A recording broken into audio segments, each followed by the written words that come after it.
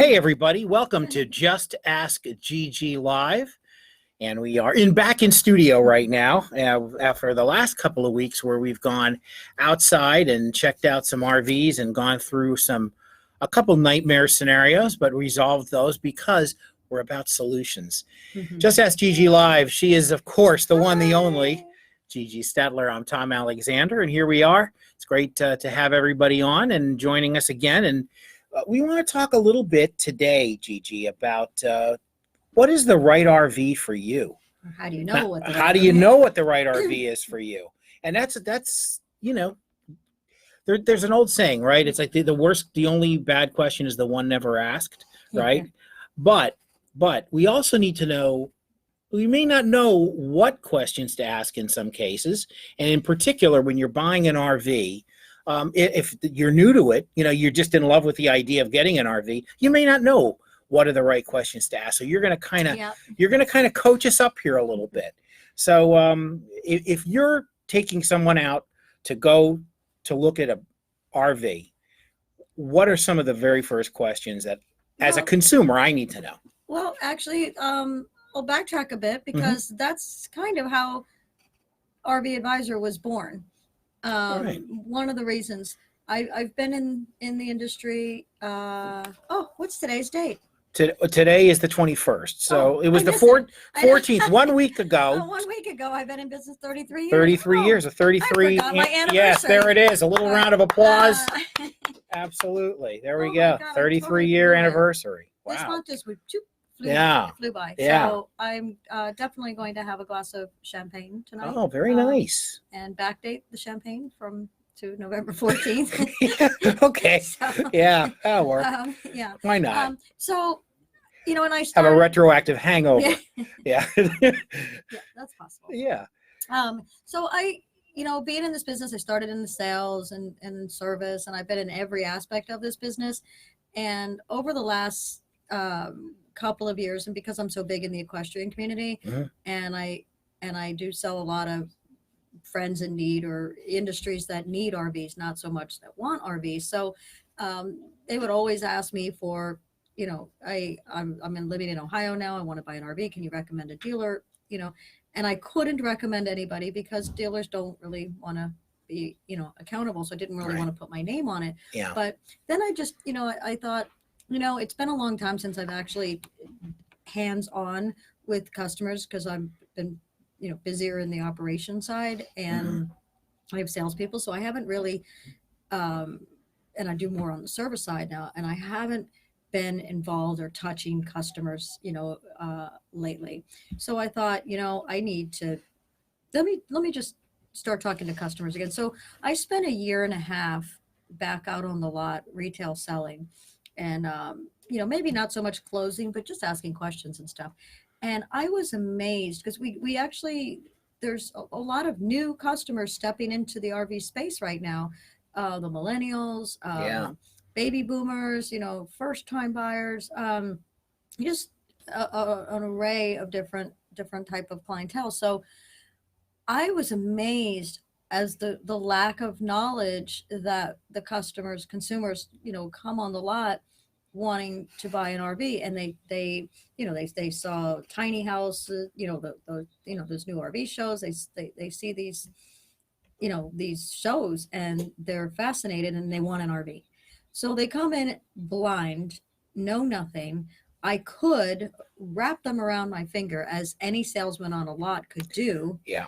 And sell them the RV that they want to get rid of. The one that's been sitting there for a long time, or the one that got returned because, it had problems.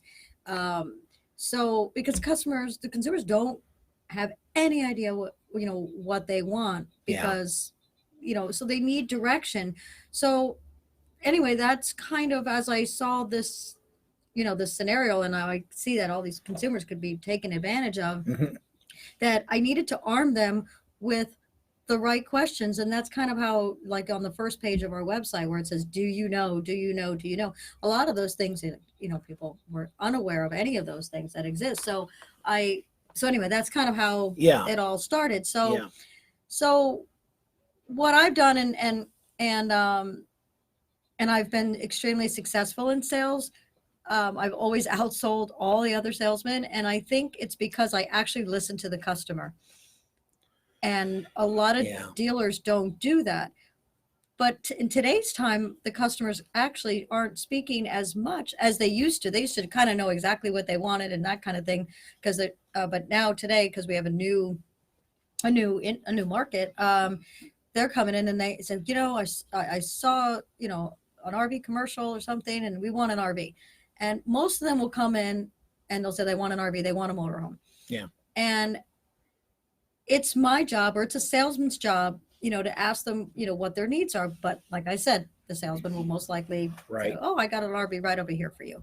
So, well, we're going to do this exercise today is you're going to ask yourself these questions that if you're in the market for an RV, these are the questions that a salesman should ask you. Or if the salesman doesn't ask you, these are the things you need to ask yourself. So maybe get out a pencil and paper and write these things down, or ask yourself these questions, because you need to know the answers to this, because this is what's going to tell you what type of RV you should buy.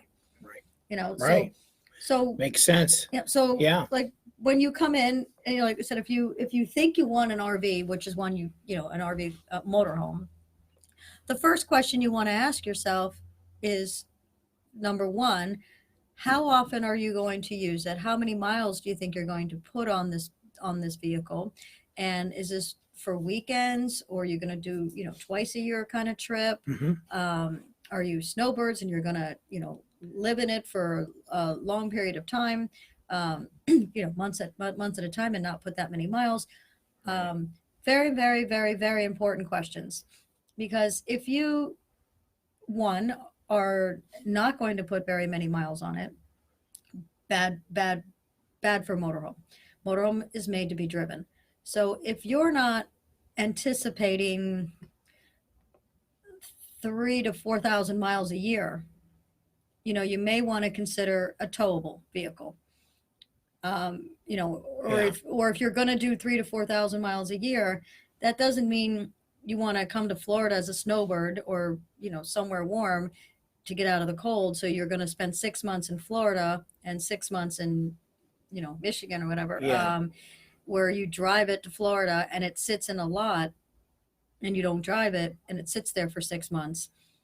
That's not good for a motorhome. Yeah. And then you drive it back and then it sits somewhere else for 6 months. That is not good for a motorhome. So those are the things, and then you got to think about, keep it moving, kind of. Well, keep it moving, but Yeah. then you also got to think about the upkeep on a motorhome. Now you've got batteries to worry about, tires to worry about, different, insurance is much more expensive, fluids, bad gas sitting in your RV, that's sitting for months at a time. These are all things that you need to consider on purchasing a motorhome. So now let's say you've narrowed that down of how often you're going to use it. Okay. Mm-hmm. Yeah. So let's say you fit into that box of not often enough. The other thing is, if you are going to do a motorhome, and let's say you are going to do the 3, 4, 5,000 miles a year. The next question is going to be, okay, you're going to tow a car, because you're not going to have a vehicle. Right. So you'll be towing a car. So you need to make sure that you buy or look at the right RV, or an RV that will tow your car. Okay. You need to have, front wheel drive car if you're going to be towing it, with wheels up, wheels down. These are all types of questions. So if you have to now trade in a car, your big car for a smaller car, because you don't have a truck, so that's why you don't buy a towable, you have to take that into consideration of buying a small car, to be able to tow. Right. So those are all, RV related questions. So now let's jump into the towables.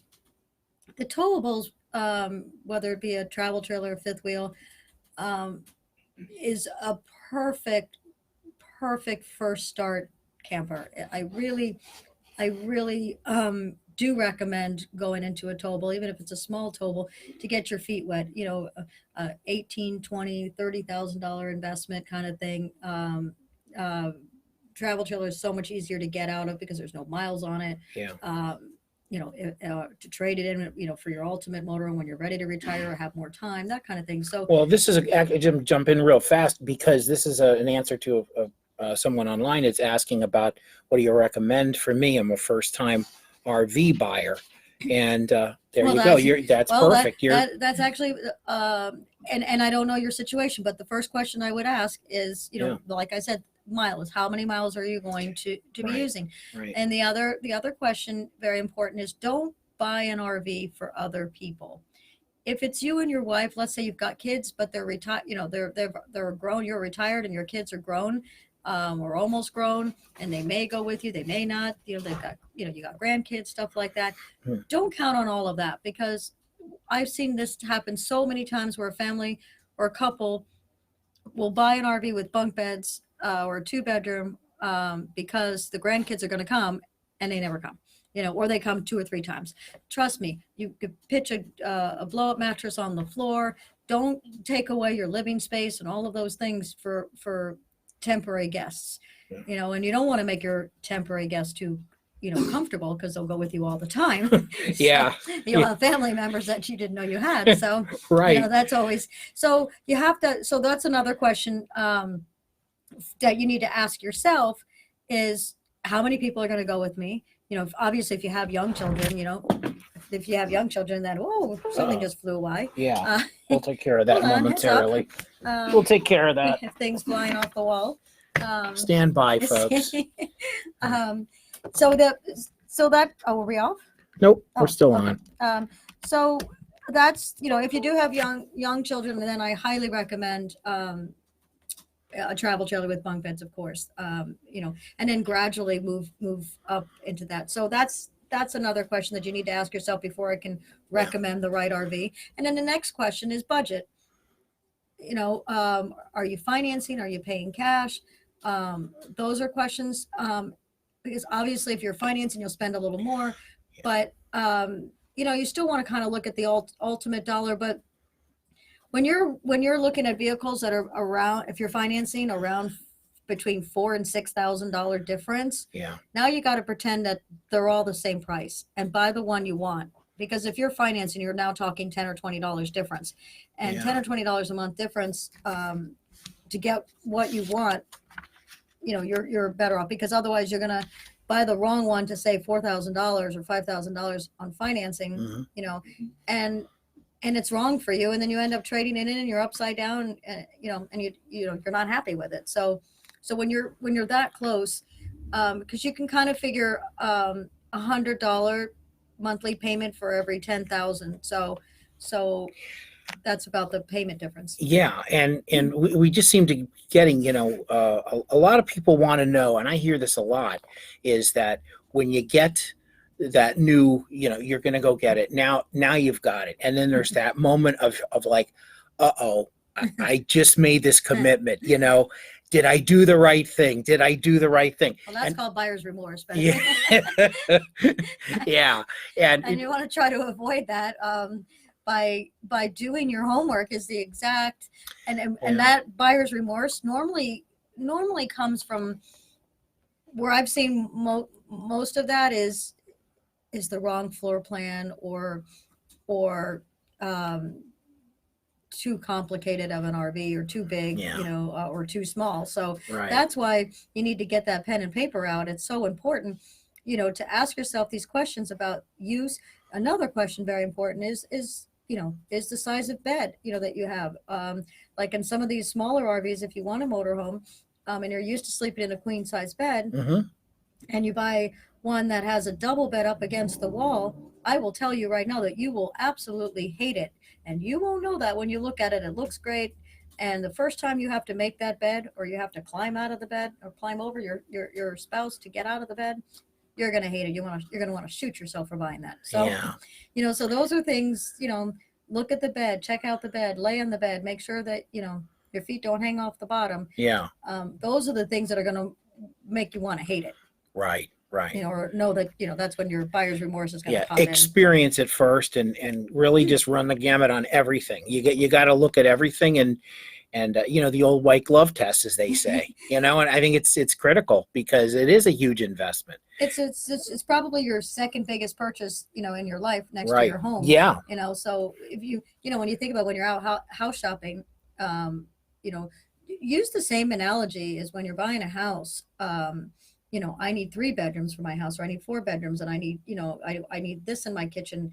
Um, Even though you have a different purpose, but you know what you like and what you don't like, you know, with your house. So kind of incorporate a lot of those things, you know, into your decision making. Like I said, towing versus, you know, driving. Yeah. The convenience of a motorhome is great. You know, when you're Yeah. driving, you got the whole family inside the RV. That part is great. And if you are going to put the miles on it, and you are going to, you know, actually, you know, use the RV and the engine and everything, Mhm. then you know, then I do recommend an RV if it's in the budget. When I've heard this come up, you know, you get a big unit, you Mhm. know, a large 40-footer or something like Yeah. that. Driving it for the first time, you know, maybe someone is just used to driving a car. You know, it's not the same as driving a No, it's car. not the same. So what typically is the ramp up time for something, you know, someone really getting comfortable behind the wheel? Not everybody's different, I get that, but usually how long does it take to sort of negotiate it, get a feel for it? Well, you know, I don't recommend first time buyers that have never driven anything like a, you know, I mean, big, like a big truck, Mhm. or have towed anything. I don't recommend you running right out and buying a 40-foot, you know, motorhome. I probably would recommend renting one first to make sure that you're comfortable with that. You know, find the biggest thing that you could rent, and pray that they rent to you with no experience. Right. But but Yeah. I have, you know, our buddies are, you know, we do at my personal dealership, we do rentals, and we have a 42-foot RV, and I can't tell you how many people come in. Oh, I could drive that. I can drive that. I have a CDL. I drive this all this, you know, drive Mhm. tractor trailers for a living and this and that, and it never fails. They hit the corners. They don't go wide enough, and they'll Yeah. hit the gas pump, those yellow marker things in the gas station. You know, it never fails. Oh, That yeah. RV is in the body shop 1 out of every 4 rentals. Wow. So you need to, you know, just take a step back, and you know, if you think you could drive something like that, you need to have some kind of experience, you Yeah. know. And like I said, if you really are gung ho on, you know, buying a 40-foot motorhome, rent the biggest thing that you can, you know, that you can rent, just to at least experience it, you know, because it's a different Yeah, feel. got to get the feel. Got Yeah, to get the. it's a Well, different feel. we do have some questions here, and just to remind you, you are watching Just Ask Gigi live.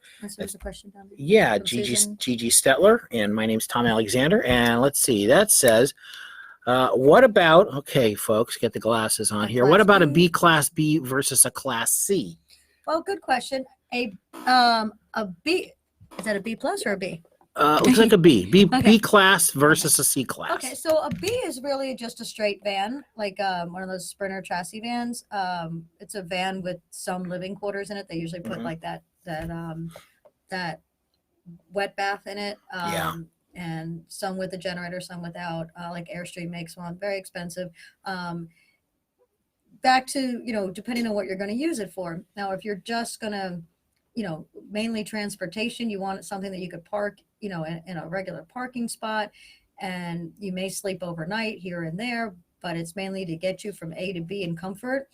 A Class B is great. They're very expensive, you know, so you gotta, you know, they're expensive for what they are.